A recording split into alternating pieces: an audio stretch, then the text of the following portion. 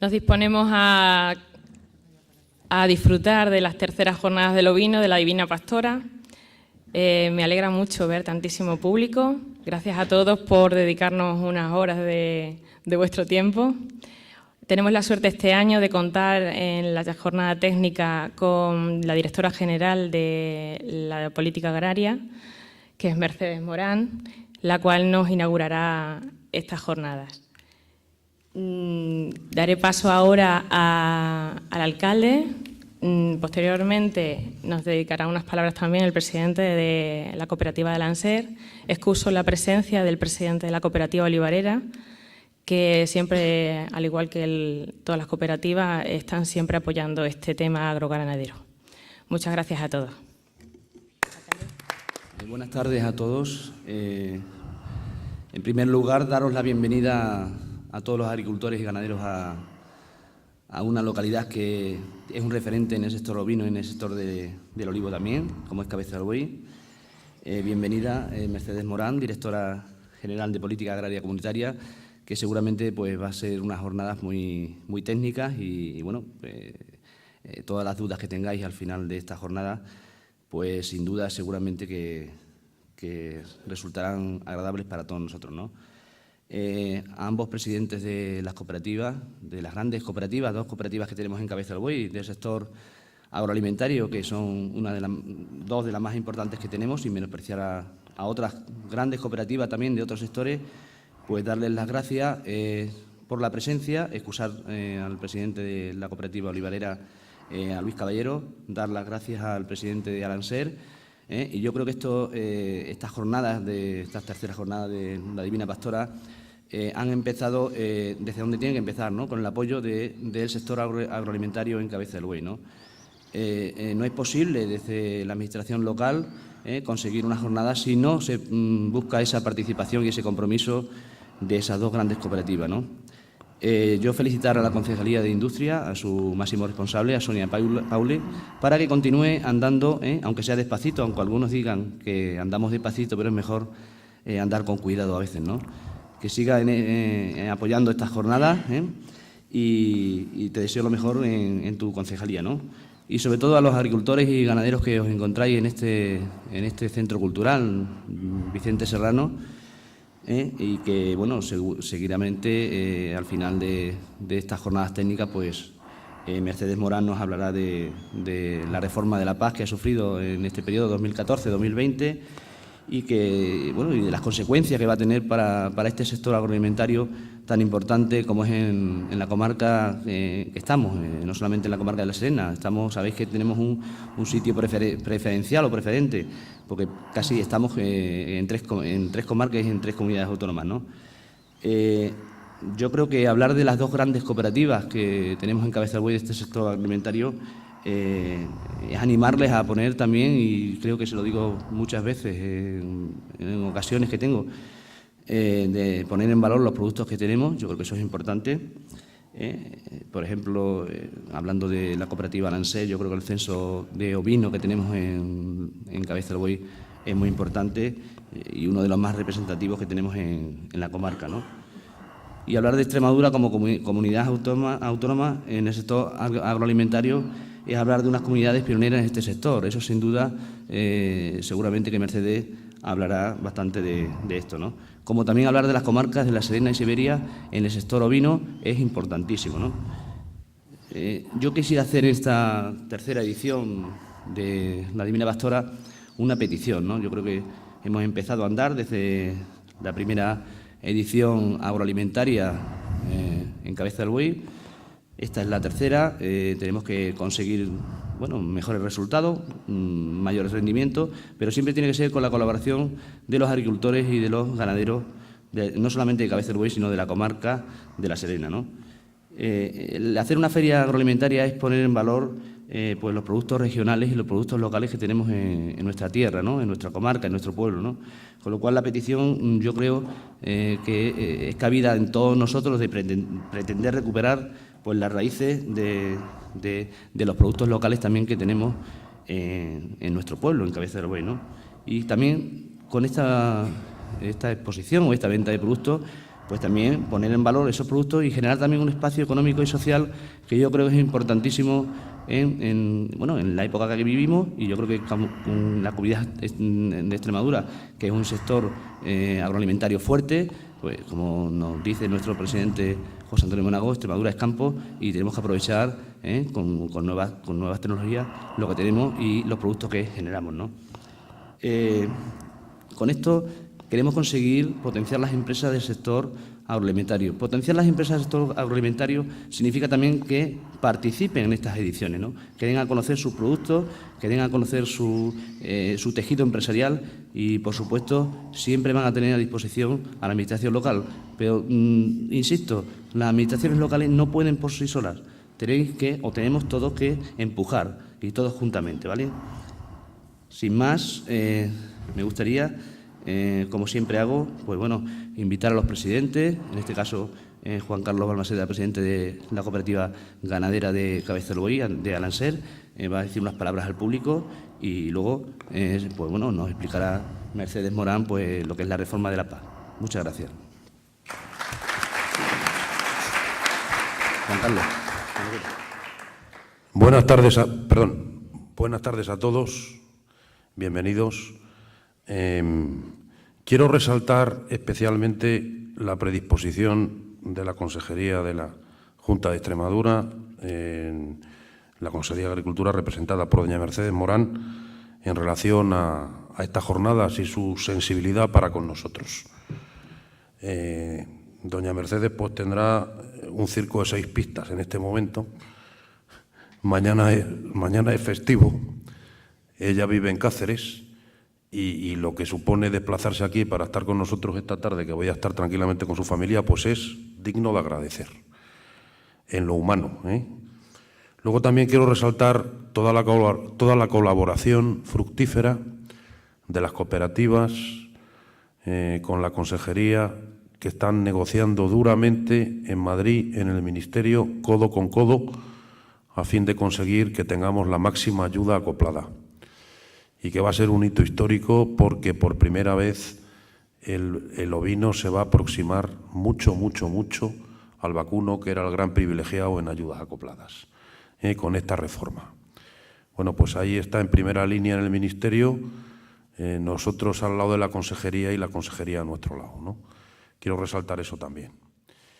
Y luego, pues, espero que doña Mercedes no sea del Atleti, porque ya es lo que quedaba, ¿no? Que fuera del Atleti, porque no va a haber el partido. Muchas gracias.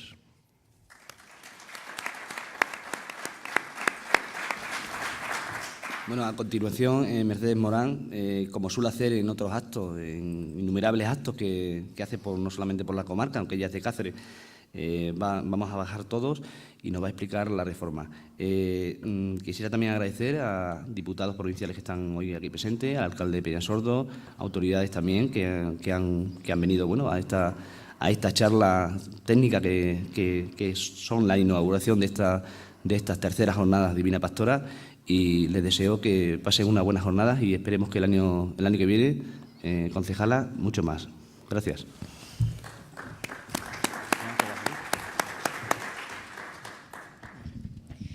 Bueno, muchas gracias, alcalde, por la invitación a la tercera jornada del ovino, y muchas gracias, Juan Carlos, por tus palabras. No soy del Athletic porque lo mío es el baloncesto y no el fútbol, pero os agradezco a todos que estáis aquí hoy para escuchar esta presentación sobre la reforma de la PAC, y como decía antes vuestro alcalde, luego podré contestar a todas las preguntas que queráis hacerme. Si os parece, yo me gusta ponerme siempre de pie porque veo mejor las caras y vosotros también me veis mejor a mí, así vemos la pantalla. Fijaros, vamos a hablar de la política agrícola común 14-20, que realmente se va a aplicar a partir del año 2015. Vosotros sabéis que en este año 2014 en el que estamos, las ayudas siguen siendo las mismas, la situación es la misma que el año pasado y que desde el año 2006. Seguimos con el mismo sistema. Tenemos una prórroga de las ayudas. Ahora, a partir del año 2015, a partir del 1 de enero del año que viene, todo este sistema de ayudas desaparece y se inicia un nuevo periodo que teóricamente, si no hay ninguna reforma intermedia, durará hasta el año 2020. ¿Por qué se hace esta reforma? ¿Por qué se hace esta reforma de la política agrícola común y desaparece el pago único? Hay un nuevo comisario de Agricultura que entra en la Comisión Europea y hace una consulta a todos los ciudadanos de la Unión Europea que realmente con sus impuestos financian todo el presupuesto de la Unión Europea. Y les pregunta que qué opinan ellos de la política agrícola común. La opinión de los ciudadanos sobre la agricultura es la siguiente. Nos parece muy bien que se concedan ayudas a los agricultores y ganaderos siempre que haya una actividad agraria. Siempre que el agricultor y ganadero tenga algún tipo de actividad agraria. Y no como ha sucedido hasta el momento, que realmente no era necesario producir para poder recibir las ayudas. Así que en esa consulta aparece ese primer problema que quiere el comisario europeo empezar, digamos, a resolver. Y había otro problema. Los agricultores y ganaderos tienen un presupuesto muy elevado, la política agrícola común tiene un presupuesto muy elevado y consideramos, ya sabéis que en otros países europeos tiene gran importancia, que deben de cuidar mucho más el medio ambiente y el clima de lo que lo hacen actualmente. Y sobre esa base de un agricultor que produzca lo que sea, pero que produzca, y más cuidado del medio ambiente y protección contra el cambio climático, se empieza a diseñar la política agrícola común. Si veis en la diapositiva, hay otro concepto que es el desacoplamiento. Ya sabéis que hace mucho tiempo, y aquí que estáis fundamentalmente producís ovino, sabéis que se desacopló el ovino, las ayudas al ovino directamente, totalmente. ¿Esto qué significa? Que no van vinculadas a la producción, van vinculadas a la hectárea, y en esa hectárea uno puede producir o no producir. Pero el desacoplamiento es algo que no tiene vuelta atrás. El desacoplamiento es la única opción que existe para conceder ayudas a los agricultores y ganaderos. Se transforman las ayudas a la producción en un apoyo a la renta. Y en ese apoyo a la renta es en lo que seguimos en esta reforma de la política agrícola común que va a empezar a partir del año 2015. Además, el comisario europeo quería ir un poco más lejos y dijo, bueno, ya que es una ayuda a la renta y a las hectáreas, todas las hectáreas igual. Da lo mismo que sean de un cultivo que de otro, de regadío, de secano. Una tasa plana para todos igual. ¿Por qué? Porque realmente, prácticamente, Irlanda y España son los únicos Estados miembros que tienen una diversidad de importes unitarios por hectárea tan alta. Los demás Estados miembros, el que no tiene solo un importe por hectárea, tiene como mucho 2 o como muchísimo 3. Solo España e Irlanda mantenemos esta diversidad de importes por hectáreas que vienen generados por las ayudas que cobrasteis los agricultores y ganaderos en los años 2000, 2001 y 2002 y del sector del que veníais. Cada uno cobra un importe por sus hectáreas. Así que el mandato era a los Estados miembros, unifiquen ustedes esos importes por hectárea. ¿Cómo se ha diseñado esa reforma de la política agrícola común? Se ha diseñado fundamentalmente sobre estos 4 pilares de lo que estamos hablando. En principio, esas ayudas por hectárea que dijeron que había que transformarse, que ya teníamos que seguir con el desacoplamiento, teníamos que darlas sobre todas las hectáreas de superficie agraria útil que existieran en el Estado miembro. Eso significaba que en España hay alrededor de unos 38 millones de hectáreas de superficie agraria útil. Pero fijaros que ahora mismo las que están cobrando son 16 millones. Pasar de 16 millones de hectáreas que están recibiendo ayuda a 38 millones, repartir el mismo dinero de 16 entre 38, evidentemente las cuentas no podían salir de ninguna manera. Vosotros, todos los agricultores y ganaderos de España, recibís importes por 16 millones de hectáreas, pero además declaráis, aunque no las tengáis asociadas a pago, el resto de vuestras hectáreas que forman parte de vuestra explotación, hectáreas que, digamos, no tienen pago único, que os sobran, por decirlo así, pero que pertenecen a vuestra explotación. Así que declaramos en España, entre todos los agricultores y ganaderos, alrededor de 22 o 23 millones de hectáreas. Eso es lo que se ha venido declarando habitualmente por parte de todos los que tenéis explotaciones agrarias. Así que el primer objetivo que hubo con la superficie elegible era limitar esa superficie. Vamos a limitar la superficie que tiene ayuda. ¿A cuál? A la que se venía declarando. Se nos dio por parte de la Comisión 2 años para elegir, el 2011 o el 2013. El 2011 o el 2013.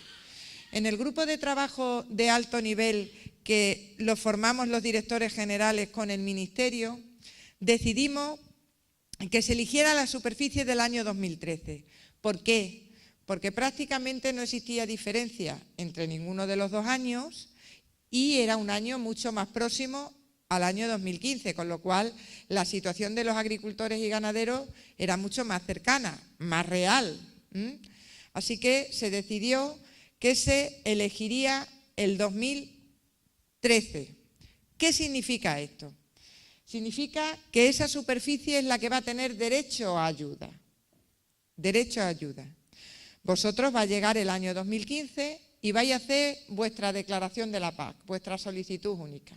Y declararéis las hectáreas que componen vuestra explotación en ese momento, en el año 2015. La Administración vamos a mirar las hectáreas que declarasteis, que vais a declarar en 2015, y vamos a mirar también las que declarasteis en 2013. ¿Y qué vamos a hacer? Asignaron un cupo de superficie. Ese cupo de superficie será la menor de las dos. Yo soy un agricultor, un ganadero, voy a declarar mis hectáreas en el año 2015 y voy a declarar 200 hectáreas. Si en el año 2013 declaré esas 200 hectáreas, con 200 hectáreas me quedaré. Si declaré 150 hectáreas me quedaré. Si declaré en 2013 250 y ahora mi explotación solo tiene 200 hectáreas, pues se quedan con las 200.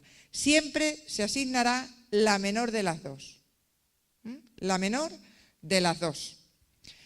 Sí que se va a considerar una cosa. Si un agricultor o ganadero desde el año 2013 al año 2015 ha comprado superficie o ha arrendado superficie que vaya asociada a pago, os pongo un ejemplo, ahora mismo se están transfiriendo muchos derechos de pago único y arrendando tierras y derechos o comprando tierras con derechos. Esas compraventas o arrendamientos de tierras con derechos también se podrán incorporar. Imaginaros que yo, que sigo siendo el mismo agricultor de antes y que voy a declarar 200 hectáreas en 2015 y que el año 2013 tuvo 150, ese aumento viene dado porque he arrendado una finca a mi vecino y le he arrendado su pago único. Eso me lo podrán incorporar y me podrán asignar importes por esas hectáreas. ¿De acuerdo? Siempre será la menor de los 2 años, pero considerando las transmisiones legítimas. El segundo pilar de esta reforma de la política agrícola común, es decir, sobre esta superficie elegible, sobre estas ayudas, vamos a dar una serie de pagos que ahora vamos a ver, que es el nuevo sistema de ayudas que va a existir a partir del año 2015.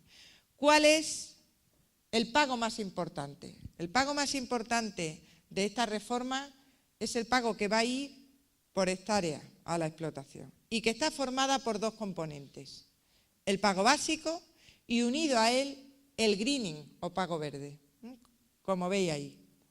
El pago básico y el greening. El pago básico se dará en base a una regionalización, luego lo veremos. Y el pago verde será un porcentaje de ese pago básico que os corresponda.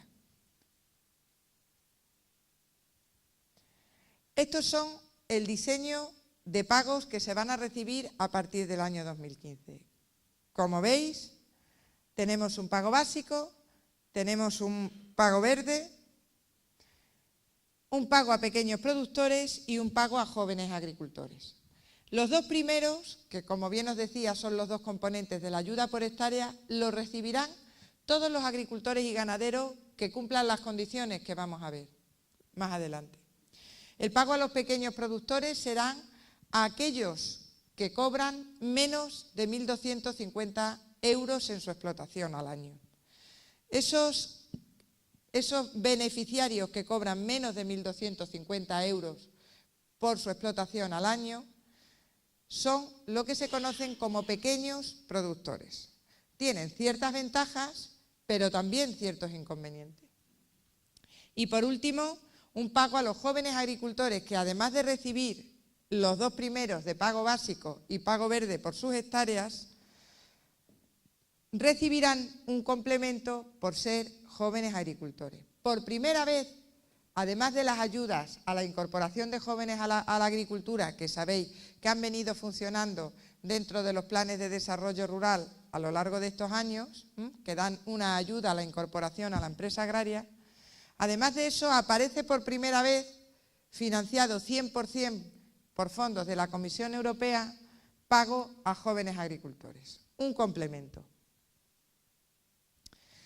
Del presupuesto que tenemos, del presupuesto anual que tenemos, aproximadamente un 83% del presupuesto se distribuirá en forma de pagos por hectárea a todos los agricultores y ganaderos que cumplan las condiciones. Un 15%, que es un 13 más un 2, ahora os explicaré por qué, va destinado a los pagos asociados. Los pagos asociados son aquellos que sí van ligados a la producción, pero si veis, solo permiten un 15% como máximo del presupuesto.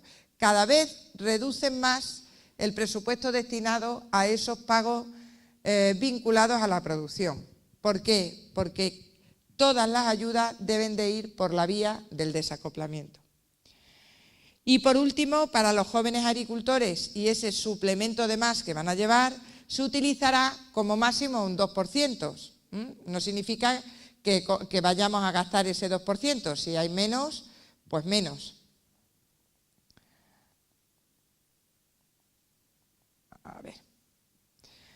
Estas ayudas que hemos visto, de pago básico, de greening, de pagos a jóvenes agricultores, van a recibirlo aquellos que sean agricultores activos. Aparece por primera vez en una reforma la figura de agricultor activo.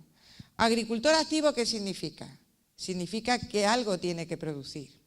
Es decir, no solo por tener la hectárea se le va a conceder las ayudas. Tiene que haber cierta producción.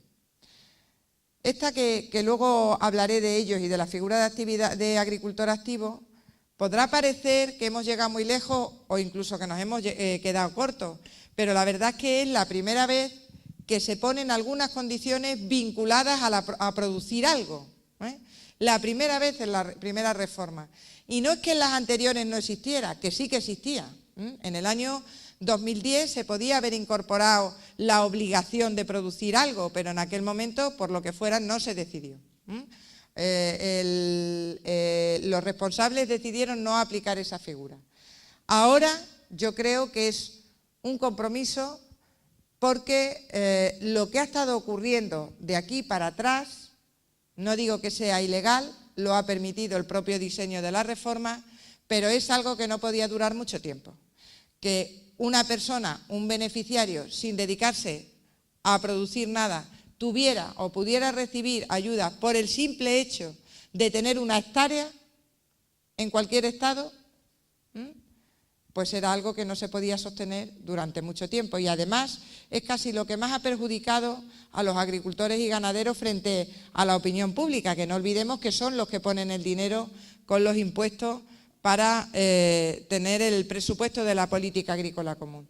Y fijaros que este presupuesto esta partida de la política agrícola común es el único que se ha mantenido más o menos en el mismo importe que veníamos recibiendo.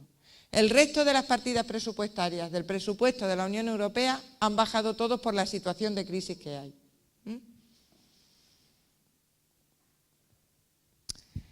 Estos pagos van a tener un límite. Vosotros sabéis que ahora a partir de los 5.000 euros tenéis una modulación. Actualmente creo recordar que está en el 10%.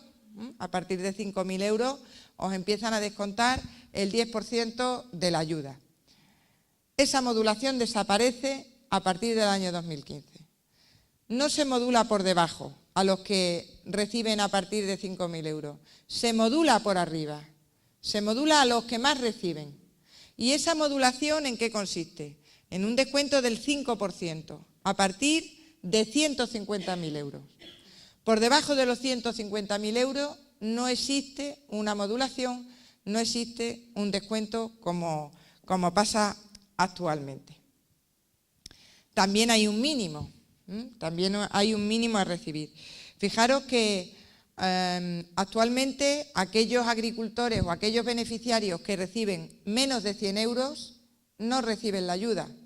Aunque la soliciten no se le abona, porque cuesta más tramitar ese expediente que lo que recibe el titular. Así que la Comisión Europea puso el tope en 100 euros por hectárea. Ahora ha dado diversas opciones. O limita usted las hectáreas o limita usted el importe, pero no puede ser que un expediente cueste más tramitarlo que lo que va a recibir el titular. Ese límite se ha puesto en 300 euros. Por debajo de 300 euros la ayuda no se recibiría. ¿Qué ocurre? Que hay muchos perceptores que son agricultores activos, pero que reciben importes pequeños de ayudas porque proceden de sectores que no generaron pago único. Y en algunas comunidades autónomas, estoy por ejemplo pensando en Valencia, que son productores de cítricos y que son agricultores que producen cítricos, como no llevaron asociados ayudas ni pago único, pues reciben importes muy pequeños. ¿Qué se ha hecho? Dar un periodo de adaptación. Ese periodo de adaptación consiste que aquellos beneficiarios que en el año 2015 tengan más de 100 euros sí podrán recibir la ayuda. En el año 2016 empezarán a recibirla solo los que tengan más de 200 euros de ayuda. Y ya en el año 2017 lo recibirán aquellos que tengan más de 300 euros de ayuda. Lo que se le ha hecho es darle un periodo de adaptación para que se asocien, para que agrupen o para que hagan esos importes más elevados y puedan recibirlos. Si no, no recibirán los pagos. El pago por hectárea. Ese pago por hectárea del que yo os hablaba antes, que es, digamos, tiene dos componentes, un pago base y un greening, que es un porcentaje de ese pago base, se concede en base a un sistema, yo entiendo que es muy complejo y es mucho más difícil de explicar, porque nosotros cuando creemos que ya le hemos cogido un poco el truco al sistema, pues viene, se nos cambia y tenemos que casi volver a estudiarnos el tema. Para simplificar, consiste la regionalización del pago base en dividir España en comarcas agrarias. Aquí que estáis en una zona que también habéis producido en algunos momentos cereal de secano, os sonará el plan de regionalización productiva que era por los que se pagaban los cereales en el año 92. Ese plan de regionalización dividía España en 316 comarcas agrarias.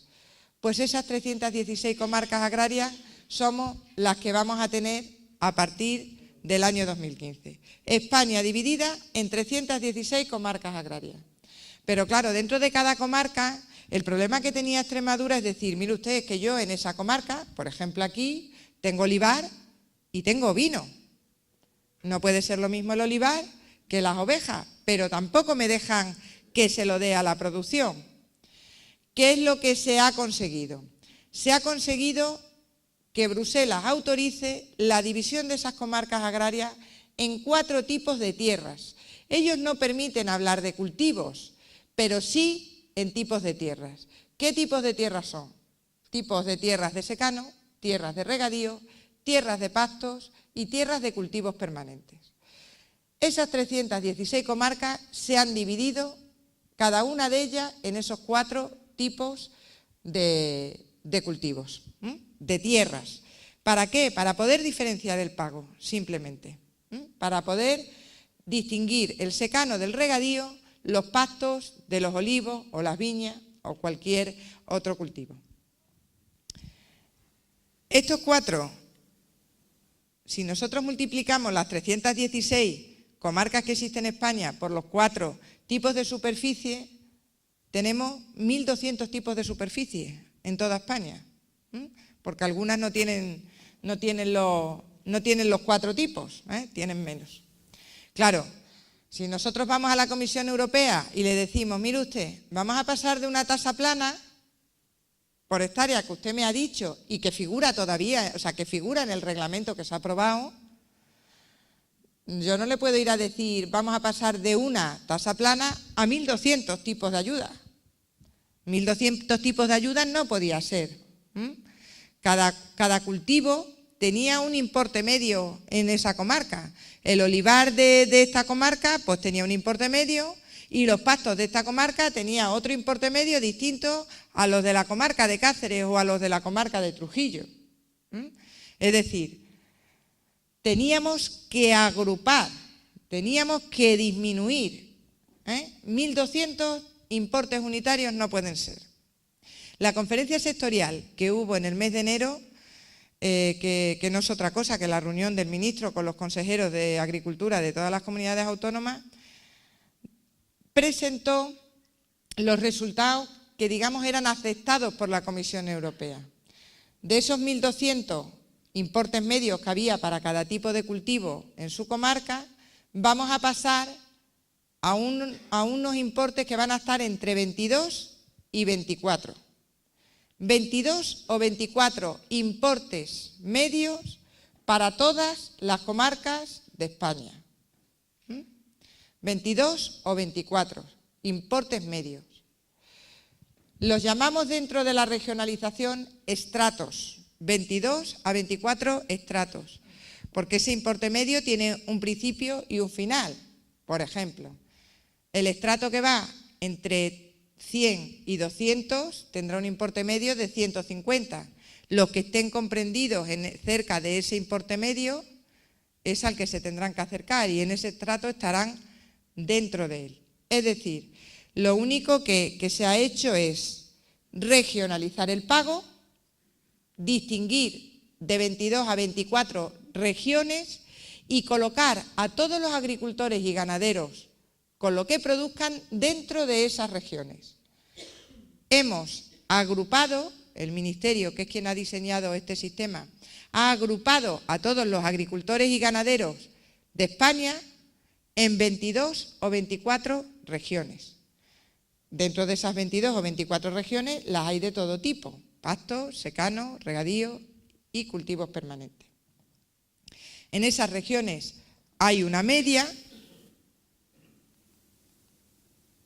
En esas regiones hay una media y hacia esa media es hacia la que tienen que acercarse todos los agricultores y ganaderos.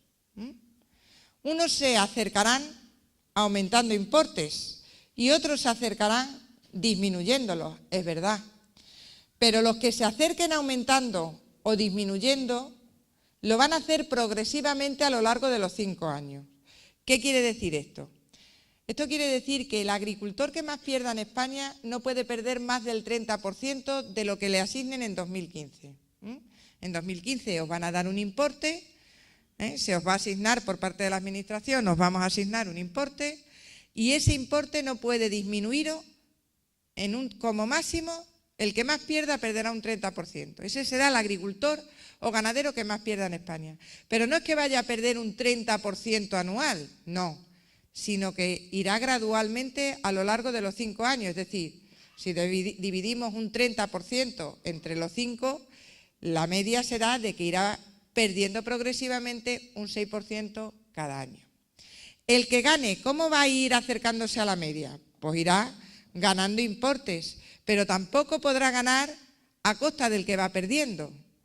Así que tiene también un límite de ganancia, que es el 60% de la media de la región en la que caiga.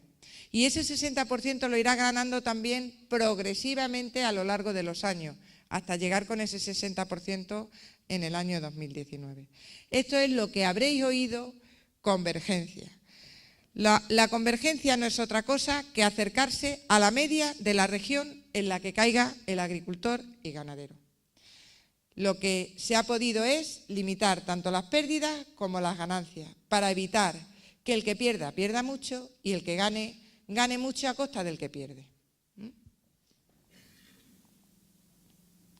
Llegará el año 2015 con esa superficie que vais a declarar en vuestra solicitud única, la menor de las dos, 2015-2013, y ese será vuestro cupo de superficie. Ese cupo de superficie será igual al número de derechos que os den. Incluso algunos podréis estar en más de una región. ¿Por qué? Porque el que tenga, por ejemplo, olivar y ovino puede que caiga en dos regiones distintas, puede ser. Así que tendrá importes distintos en este caso. ¿Cómo se van a calcular esos importes que os vamos a asignar la Administración en el año 2015? Pues se van a calcular en base a lo que estáis recibiendo actualmente. En el año 2014, lo que vais a recibir. En el año 2014. ¿Qué va a entrar en la mochila? ¿Qué va a entrar en la mochila del agricultor? Para todos en general, en el cálculo de la ayuda entrará el importe de pago único que vaya a cobrar en este año 2014. Si además hay algún productor de vaca nodriza, que sabéis que están acopladas las ayudas, que no se desacoplaron, solamente parte, se le incorporará a su mochila, además del pago único, un 50% de la prima a la vaca nodriza. Veis ahí que se incorporan también en el caso del tabaco y el algodón. Y por último, en algunas regiones, y más sobre todo en esta zona de la provincia de Badajoz, en aquellas regiones que tenían menos de 2 toneladas por hectárea existe un plan de rotación de cultivos, que es las ayudas por la siembra de cereal con un porcentaje de oleaginosas, proteaginosas y leguminosas, que es lo que se llama rotación de cultivos, y esos importes se os meterán también, según lo que cobréis en este año 2014, a quien lo tenga, dentro de la mochila junto con el pago único. Eso es lo que va a formar parte del cálculo de la ayuda. A partir de ahí se os calculará el pago base y luego se os añadirá el otro componente de la ayuda por hectárea, que es el pago verde. ¿Y por qué se os va a añadir? ¿Por hacer qué cosas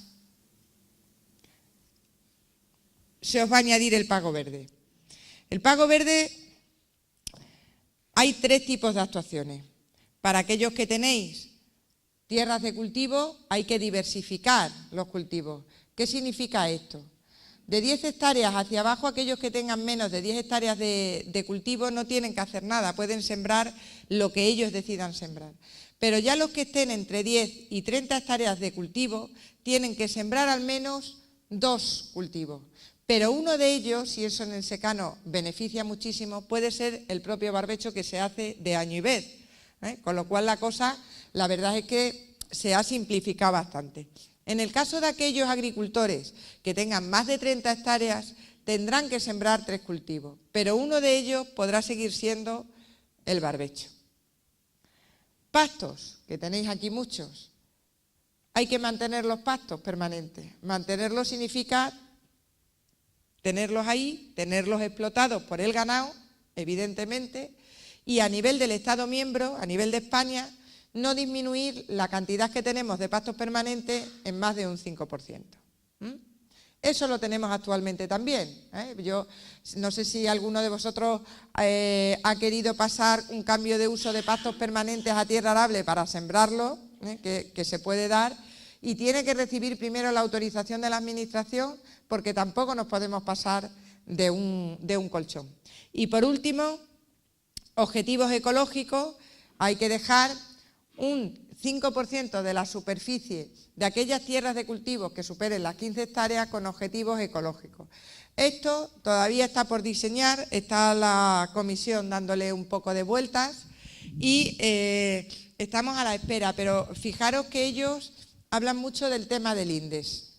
Por ejemplo, las lindes, vosotros sabéis que en el caso de olivar, por ejemplo, que no es el caso porque ahora os lo voy a comentar, pero hay ciertas parcelas de cultivo que las lindes, hay veces que se aran, ¿no? Porque, bueno, las lindes que si propagan enfermedades, que si tal. Bueno, el caso de los superficie con objetivo ecológico es simplemente dejar el estrato herbáceo, la hierbecita en la linde, porque allí hay una biodiversidad, hay unos animalitos, incluso algunos pueden hasta nidificar. Para ello eso es un objetivo ecológico. ¿Qué ocurre?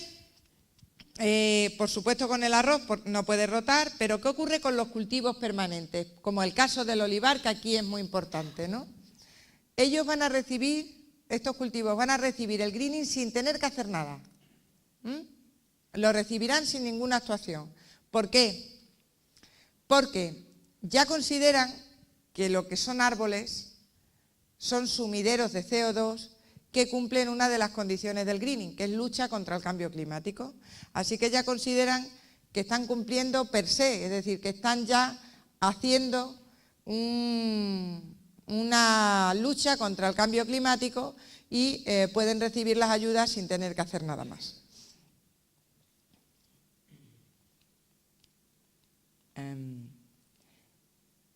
¿Quién va a recibir estas ayudas? Estas ayudas las va a recibir el agricultor activo. Primero, ¿qué tiene que tener el agricultor activo para poder entrar en el sistema? Para entrar tiene que tener una llave. ¿Cuál es la llave para entrar en las ayudas? Haber sido perceptor de ayudas directas en el año 2013. ¿Ayudas directas qué significa? Por supuesto pago único, pero también cualquiera de las del artículo 68. Fijaros, aquí que el ovino es tan importante. Aquel productor de ovino que no tiene pago único, pero que recibe la ayuda a la vulnerabilidad, por ejemplo, eso es una ayuda directa. Él tiene la llave de entrada en el sistema.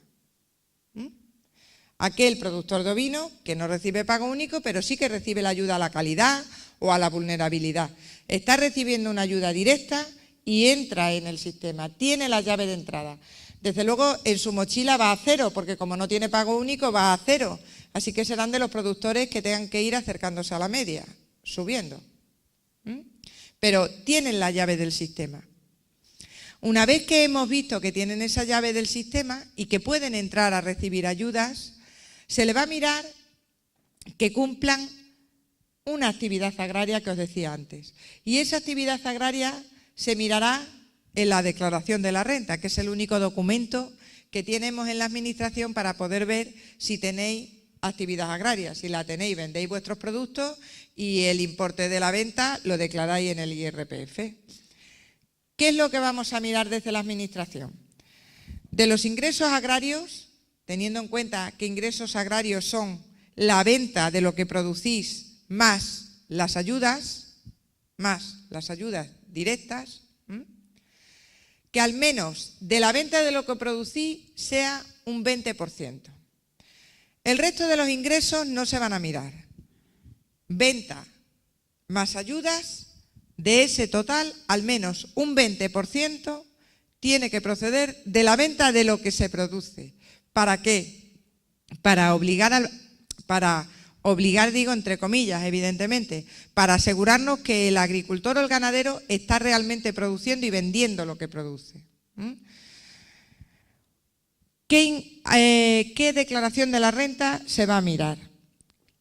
La declaración de la renta que se va a mirar es la última que tenga Hacienda consolidada los datos y que esté disponible. Se espera que sea la del año 2014, es decir, la que vais a hacer en el año 2015, porque la declaración de la renta ya la habréis hecho cuando se os vayan a asignar los derechos. Así que la que se tiene intención de mirar es la del año 2014. En caso de que no estén consolidados los datos, se miraría la de 2013. O en caso de que un agricultor haya tenido un problema en el año 2014 que no haya podido vender su producción por algún caso en concreto, pero que lleve vendiendo productos en el resto de los años, le miraremos y se las tendremos en cuenta. En el caso de la ganadería, porque sabéis que donde más casos de no producción se ha dado es precisamente en los pastos, en el caso de aquel ganadero que quiera recibir pagos directos por hectáreas que sean de pasto, que no tenga otras hectáreas, tiene que llevar un código rega asociado, es decir, esos pastos tienen que ser explotados por parte del ganado. Tiene que tener un código rega en alta, en activo, y tiene que tener un aprovechamiento de esos pastos. ¿Cómo? Con una especie pastable. Pueden ser vacas, ovejas, cabras, cerdos o equinos, caballos, pero las especies tienen que estar pastando en esos pastos. Además, tendrá que tener su explotación inscrita en el registro de explotaciones y que ese ganado que paste, en principio, tenga una dimensión. Más que carga ganadera, lo que se va a mirar es que eso realmente no se haya abierto una catilla ganadera en 500 hectáreas con 10 ovejas. Si se va a ver que haya como mínimo 0,2 unidades de ganado mayor por hectárea, que eso más o menos son 14 o 15 ovejas por cada 10 hectáreas. Fijaros que es la misma carga ganadera que se os exige ahora para poder recibir la zona desfavorecida, es decir, a quien realmente esté produciendo tampoco tendrá mucho problema. ¿A quién se le va a mirar que cumpla estos requisitos? A todos los que no son pequeños productores, a todos los que reciben más de 1.250 euros. Ellos tienen ciertas ventajas.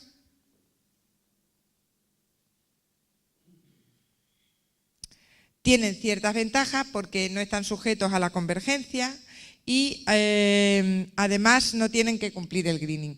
Pero en contra de esas ventajas tienen otros inconvenientes y es que no podrán transferir esos derechos, solo en caso de herencia, de fallecimiento. Mientras que vosotros podéis transferir, los que no sois pequeños productores, podréis transferir vuestros derechos de pago básico dentro de vuestra comarca, dentro de vuestra región, sin problema. Nos quedan los pagos acoplados. Los pagos acoplados, como bien os decía, van asociados a la producción. Había que elegir de una lista que ha dado la Comisión dentro de su reglamento. ¿Con qué criterio hemos elegido esos productos? Primero, aquellos cultivos que pensábamos que iban a disminuir más sus importes dentro del sistema de regionalización, por ejemplo los de regadío, ¿no? O aquellos que tuvieran riesgo de abandono o disminución de la producción, porque eso era un mandato de la Comisión. Aquellos que tuvieran derechos especiales, que en el caso del ovino se da, y también, una prioridad para los sectores ganaderos. La conferencia sectorial nos dio un mandato. Los sectores ganaderos tienen que tener prioridad en el reparto de los pagos acoplados. En base a esos criterios se han repartido casi 585 millones de euros. Fijaros que no se reparte el 15% que yo os hablaba antes y se reparte solo un 12,08%. ¿Por qué? Porque vamos a aprobar este año, 2015, vamos a ver cómo funcionan, tanto el reparto como los sectores, porque la Comisión también nos ha dado un mandato. No puede haber ningún sector sobrecompensado, que reciba más dinero de la cuenta. Así que tenemos que ver cómo están los niveles de ayuda el primer año. Y luego podrá haber una revisión en el año 2016. Aquí veis los importes y los sectores a los que va a ir destinados estos pagos acoplados. Como veis, hay 300 y pico millones de euros para todos los sectores ganaderos. Está la vaca, el ovino, el caprino, el vacuno de cebo y el vacuno de leche. Fijaros que en el caso del ovino hay 154 millones de euros, que es el sobre más importante que ha tenido el ovino en mucho tiempo. También está el arroz y el tomate en el caso de los cultivos regadíos y los cultivos proteicos, pero ya las proteínas, los cultivos que generan proteínas, pero ya para aquellas regiones que están por encima de las 2 toneladas por hectárea, porque a las que estáis por debajo ya os lo incluyen en la mochila del pago básico. Aquí, si veis, falta un sector muy importante en Extremadura, que es el olivar. Pero claro, importante en Extremadura y en el resto de España. Casi 2 millones de hectáreas de olivar. Si se le concede la ayuda por hectárea al olivar, ya no hay para el resto de sectores. No lo hay. ¿Por qué? Porque nosotros pedíamos el olivar tradicional. Algunos pedían el olivar dependiente. Andalucía metía un olivar de bajo rendimiento, que ya sabemos luego lo que pasa, que en Andalucía pues entra prácticamente... Yo no sé si os acordáis, vosotros que algunos sois olivareros, que hace unos años se diseñaron unas ayudas para repartir el 5% ese que quedó acoplado y se diseñaron 5 tipos de superficie, 5 tipos de olivar, y entró todo el olivar. 5 tipos de olivar con derecho a ayuda y al final entró todo el olivar. Entonces, el problema está en que el coste del olivar evitaría que se le pudieran conceder ayuda a cualquier otro sector.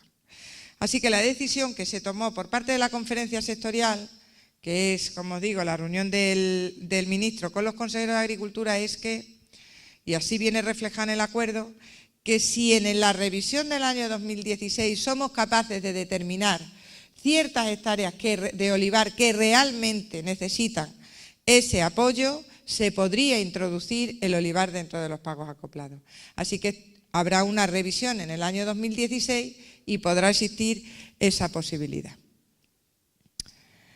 Nos quedan los jóvenes agricultores, que además de todos estos pagos que yo os he estado diciendo, tendrán un complemento de su pago base por hectárea.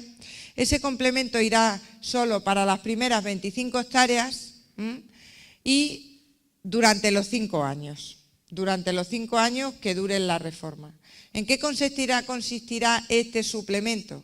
Pues una vez que le calculen el importe de ayuda que tienen por hectárea, le aumentarán un 25% más. Pero solo, como ya os digo, para las primeras 25 hectáreas.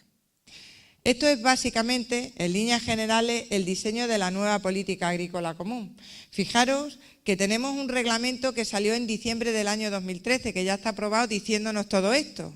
Pero ahora mismo se está negociando entre el Parlamento y la Comisión, y el Consejo, perdón, un reglamento que se llama de actos delegados que dicen, sí, mire usted, este es el diseño de la política agrícola común, pero ahora le vamos a decir a usted, de todo eso que nos ha contado que quiere hacer, cómo lo puede hacer. Así que puede que ciertos detalles que estamos contando a fecha de hoy, 30 de mayo, puede incluso cambiar, porque cuando salga el reglamento de actos delegados puede cambiar. Pero fijaros, no os preocupéis porque nos queda todavía mucho tiempo. Tenemos un borrador de Real Decreto que se tiene que preparar. En ese borrador de Real Decreto ya quedará todo claro. ¿Y cuándo se va a tener? Pues se va a tener a mediados de este año, en el mes de junio, julio, por el verano. Fijaros que todavía tenéis medio año antes de que tengáis que hacer la declaración para saber exactamente en qué va a quedar, cómo va a quedar, conoceréis la regionalización, en qué región, cómo se os va a calcular y cualquier aspecto. Y esta es la reforma, como os digo, en líneas generales, y ahora ya estoy abierta a las preguntas y a las dudas que queráis hacerme. Muchas gracias.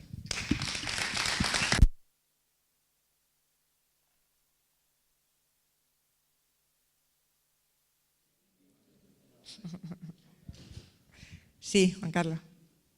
Bueno, nos ha contado perfectamente, lo que puede ser el primer inicio, los primeros, tanto las cooperativas como las organizaciones agrarias hemos presentado un primer intento o un primer desarrollo de lo que puede ser un programa de desarrollo rural, ¿no?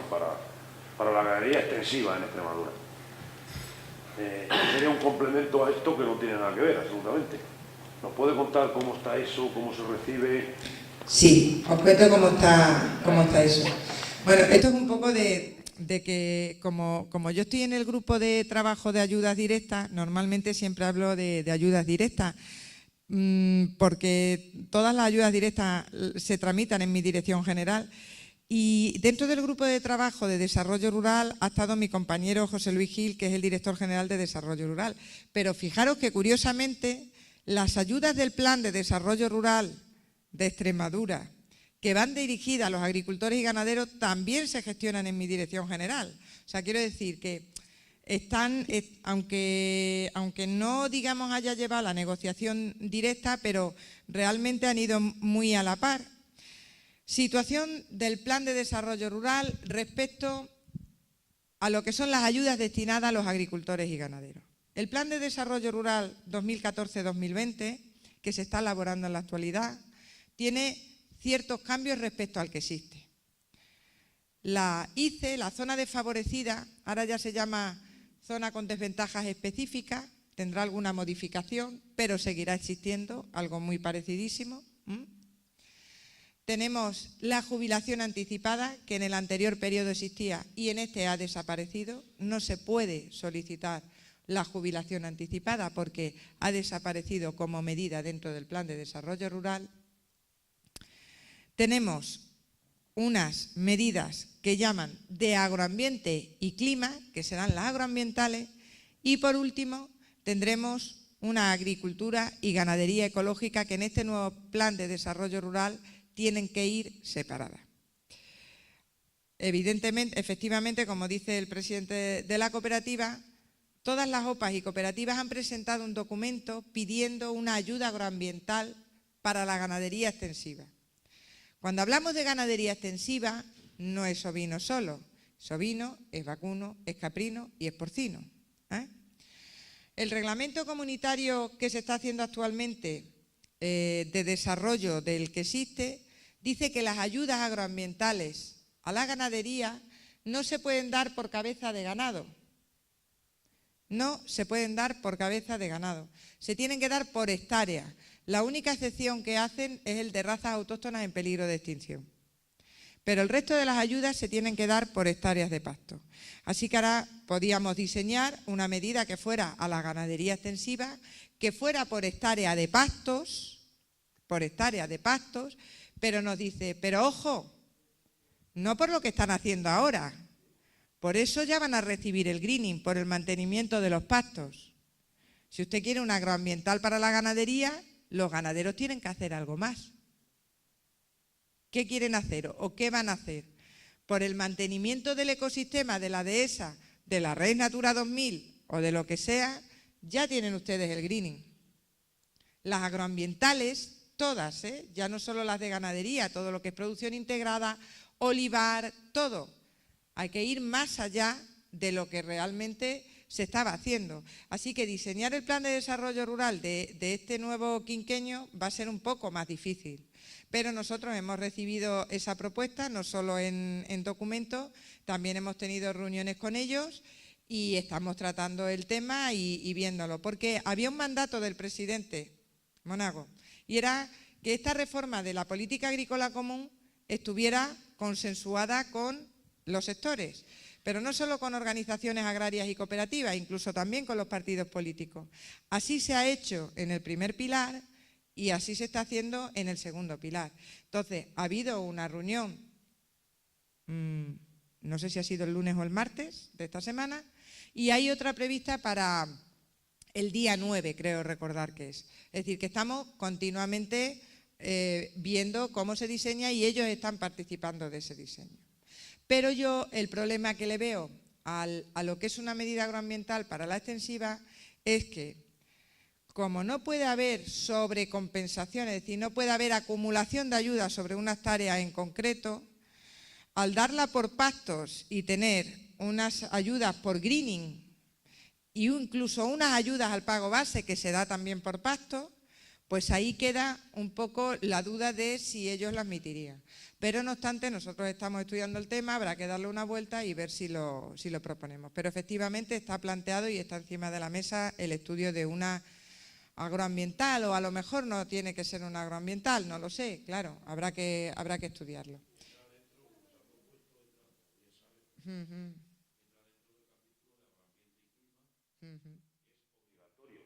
Sí, abordar claro, ese aspecto dentro con un 30% del presupuesto además, pero dentro de agroambiente y clima, sí. Dentro de agroambiente y clima, que dice la comisión, dice el decreto, el reglamento, que hay que destinarle un 30% del presupuesto, todos nos pusimos muy contentos. Pero claro, dentro de agroambiente y clima no solo entran las agroambientales, entran todas las medidas forestales. Todas las medidas forestales, incluida la lucha contra incendios. Es decir, han metido a las agroambientales en el mismo saco que los forestales. Y han separado la agricultura y la ganadería ecológica, que también sigue existiendo, claro. Pero vamos, estamos estudiando el tema. Nada. ¿Alguna pregunta más? Sí, allí atrás.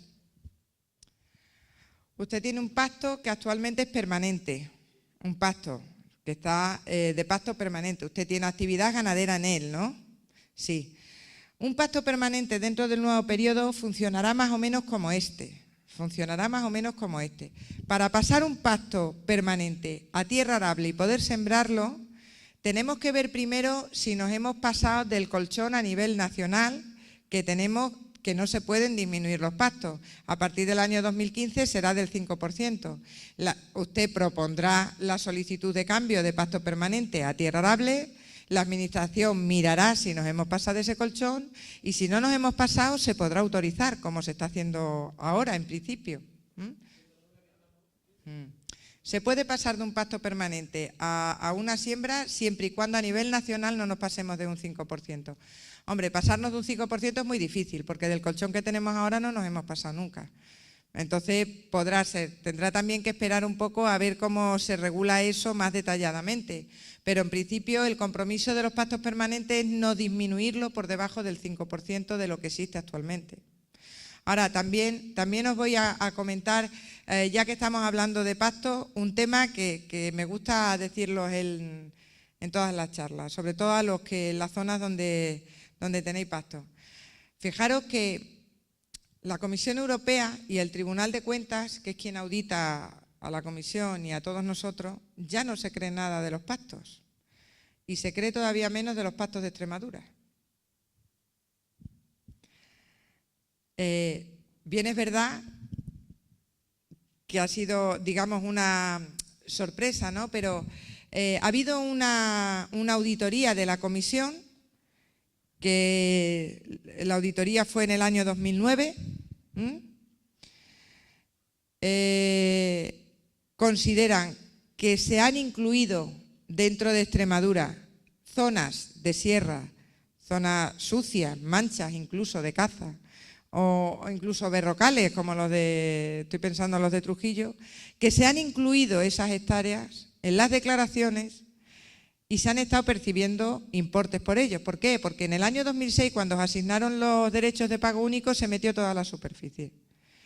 Claro, la Comisión dice que eso no vale, que un sitio donde no entra nunca el ganado no vale. Así que habrá una corrección financiera que se llama. Pero es que fijaros que en el año 2011 vinieron a auditar al Ministerio el SISPAC. El SISPAC. Claro, ya venían con el ojo puesto de dónde tenían que hacer esa auditoría dentro de España, Extremadura. Y se fueron a Santa Cruz de la Sierra y a Trujillo. Bueno, España pagará una corrección financiera también por eso. ¿Qué quiero decir con esto? Que en 2015 empezamos con borrón y cuenta nueva. Que la mochila que se os va a calcular es por los importes que recibáis en 2014. Que porque mientras más hectáreas metamos de pastos, aunque yo sepa que en mi finca esas hectáreas no entra la oveja porque es imposible que entre, no me van a dar más dinero. Cada uno en su finca sabe lo que tiene. Fijaros que en el SISPAC es una foto cada 4 años. Una foto cada 4 años, del primer año donde hace la foto al cuarto puede variar la situación. Y efectivamente el SISPAC es algo que no puede estar al día, porque no es más que una foto. No se hace una foto diaria. Pero cada uno en vuestra explotación sí que sabéis cuál es esa parcela, cuál es ese recinto donde no entra el ganado y no tiene aprovechamiento. Es el momento, en 2015, de meter la superficie que sabemos que realmente tiene aprovechamiento. ¿Para qué? Para que los derechos se asignen sobre esa superficie, porque si se asignan sobre la sierra o si se asignan sobre la mancha o si se asigna sobre una parcela que sea impenetrable y se asigna un derecho, cuando haya un control de campo o vuelva a pasar el satélite con la foto y lo vea, lo va a descontar. Entonces, me gusta decir esto porque todos sabemos en nuestra casa lo que tenemos. Y es el momento de que cuando declaremos en 2015, yo sé que ahora todo el mundo se tiene que ceñir a lo que tiene, porque si no, no cobra los derechos de pago único. Pero a partir del año 2015 es borrón y cuenta nueva. Y al hilo de la pregunta que ha hecho usted, he recordado que es algo que debéis de tenerlo en cuenta. Usted es agricultor activo, tiene la llave, produce y todo, y va a tener ayudas en el año 2015, sin problema, ¿no? Usted compra derechos de pago único a un señor. Los cobrará en este año 2014. Los incorpora en su PAC de ahora. Tendrá que tener hectáreas para esos derechos que compra. Los cobrará este año 2014 y si usted cumple las condiciones a partir del año 2015, eso que ha cobrado se le incorporará en su mochila. Se lo incorporan para este año y en el cálculo de lo que vaya a recibir en 2015. Los cupos de la vaca nodriza desaparecen. El sistema de ayuda desaparece. ¿Cómo se van a conceder los pagos acoplados? Actualmente, nada más que hemos tenido un contacto con el Ministerio para ver cómo se dan los pagos acoplados. ¿Cómo va a ser el diseño en los sectores ganaderos? Pero sí que os voy a decir, en el caso del ovino, que la idea es, en principio, conceder, es decir, se ha planteado una propuesta que está muy en pañales, ya os digo que solamente nos hemos reunido una vez, nos queda mucho trabajo todavía, de que exista, digamos, una prima y un complemento. El grueso de la ayuda irá a la oveja que se tenga cuando lo solicite a partir del año 2015, al número de ovejas.